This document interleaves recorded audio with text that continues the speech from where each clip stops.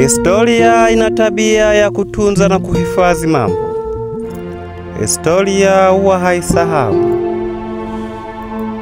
Katika kila zama kuna watu ambao huzaliwa si kwa ajili ya maisha yao binafsi, bali kwa ajili ya kuibadilisha historia ya vizazi. Wapo wanaopita kama upepo wa jangwani. Hawajulikani walikotoka wala walipoishia, lakini wapo wachache ambayo nyao zao hubaki katika udongo wa fikra za taifa. Miongoni mwao leo tunasimama kuangalia kwa macho ya fikra watu wawili, kama sio watatu wanne. Tundu Antipas Lissu, John Heche pamoja na timu yao nyuma ya watu karibia watatu, ikiwemo Mlema, Nyika na wengine, watu waliogeuza maumivu kuwa nguvu na hasira kwa mwanga mbadiliko. Kwa muda mrefu siasa za Tanzania zilikuwa zimelala katika usingizi mzito wa hofu na mazoea. Wananchi walikuwa kama kondoo waliopoteza mchungaji, wakiongozwa na midomo yenye ahadi ambazo hazitimizwi. Ndipo sauti za Lissu na Heche zikainuka kama koko la alfajiri, mara baada tu ya kuweza kushinda uchaguzi wa ndani ya chama. Zikaitika kuamsha taifa lililokuwa limezama katika giza la upotoshaji. Walianza kwa kutembea mkoa hadi mkoa, wilaya kwa wilaya, si kwa kiburi cha kisiasa, bali kwa dhamira ya kuwatia watu moyo. Walitembea wakisema, mtu asiyetetea haki yake anastahili kuishi katika kivuli cha woga. Kauli kama hizi zilianza kuchoma mioyo ya wananchi waliokuwa wametulia kimya, kana kwamba maisha ya taifa ni ya wachache walioko madarakani tu. Kwa hekima na ufasaha, Lissu na Heche waligeuza majukwaa kwa madarasa ya uraia.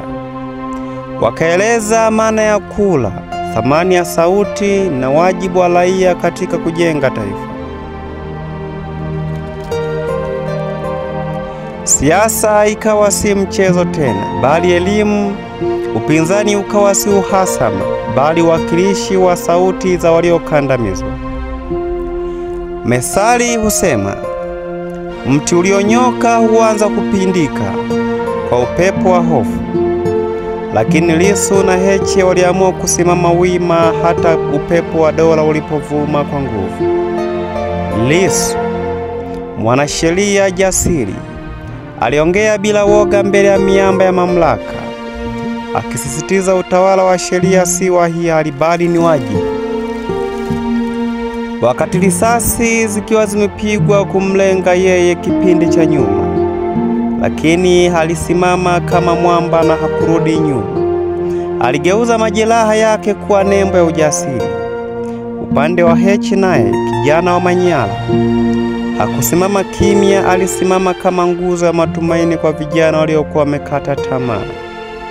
Kwa maneno yake yenye moto alisema, kizazi hiki hakitalala, kimeamka tayari.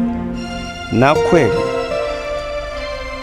kila kona ya nchi ilianza kusikika kauli moja, tumeshaibiwa vya kutosha, sasa inatosha.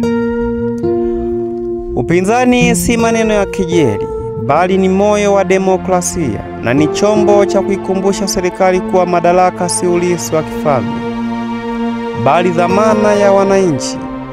Kwa muda, chama kikuu cha upinzani kilikuwa kimepoteza nguvu, kimevurugwa na hofu, na baadhi ya viongozi wake walikuwa wamelainishwa na ahadi za madaraka. Lakini Lissu na Heche waliingia kama upepo wa mabadiliko. Waliukumbusha umma maana ya kupinga, si kwa chuki bali kwa hoja. Waliirudisha Chadema katika njia ya awali ya kuiwakilisha sauti za wengi. Wakasema kwa wazi, ukombozi si zawadi, ni matokeo ya uthubutu. Kwao, upinzani ni vyeo, ni wito, ni jukwaa la kusimamia ukweli hata pale ambapo ukweli unauma. Ni kuwapigania wasiosikika, kuwapa sauti walionyimwa nafasi, na kusimama kidete pale ambapo wengi wanainama. Kazi walioifanya hawa wawili ilikwenda mbali zaidi ya majukwaa ya siasa. Iliingia hadi kwenye roho za wananchi. Waliwafundisha watu kutambua thamani ya wao wenyewe. Walisema, kula yako ni silaha, usiuze kwa kilo ya sukari.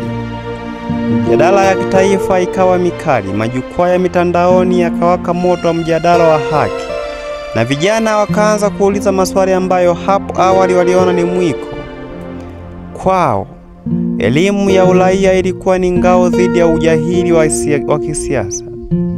Na sasa, matokeo yake yanaonekana. Wananchi wameanza kufikiri kwa kina, kuuliza na kudai wajibikaji. Methali husema, samaki mkunje angali mbichi. Hivyo, sauti zao ziliwafikia vijana wa mashuleni, vioni na mitaani, wakawatia moyo kuwa siasa si uchafu. Uchafu upo kwenye ukimya wa wema. Kwa sasa Lissu alishakamatwa, lakini kazi aliyoifanya akiwa na timu ya watu 5 na zaidi mpaka sasa wanastahili pongezi. Tuwape maua yao wakiwa angali hai. Leo hii nchi inapoelekea kwenye mabadiliko makubwa, ni vigumu kuzungumza juu ya uhamisho wa kisiasa bila kutaja majina ya haya mawili: Lissu na John Heche, Lema na wengine wengi. Lissu ni kama tochi ya giza, Heche ni kama sauti ya upepo matumaini. Jambo kubwa ambalo wanatakiwa kukifanya ni kuepuka usaliti.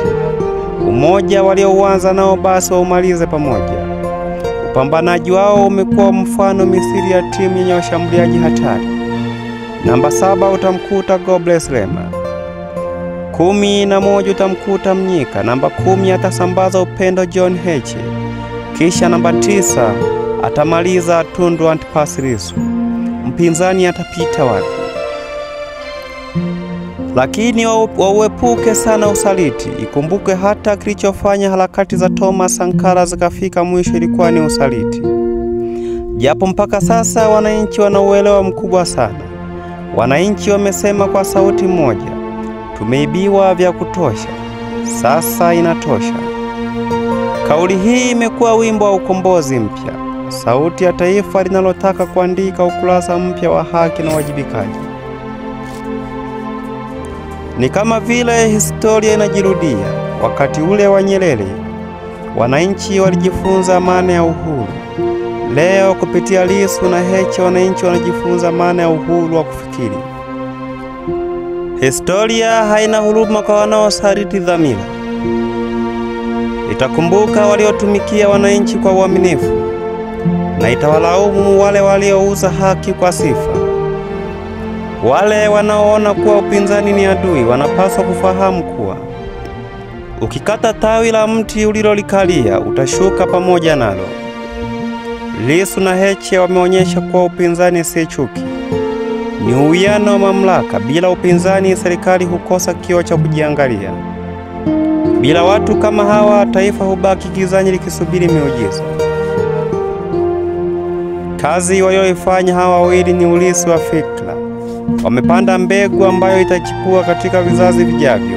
Wamechemsha ardhi, wamewasha moto wa matumaini, na wameweka msingi wa siasa zenye hoja na sio kejeli. Leo hii Watanzania wamefika mahali pa kusema bila woga, tumetosheka na hila, tumetosheka na hongo, tumetosheka na udhalilishaji. Tunataka haki, tunataka ukweli, na tunataka mabadiliko. Na katika ukurasa za historia, majina ya Tundu Lissu na John Heche yataandikwa si tu kama wanasiasa, bali kama walimu wa fikra, mashujaa wa uelewa na wasimamizi wa haki.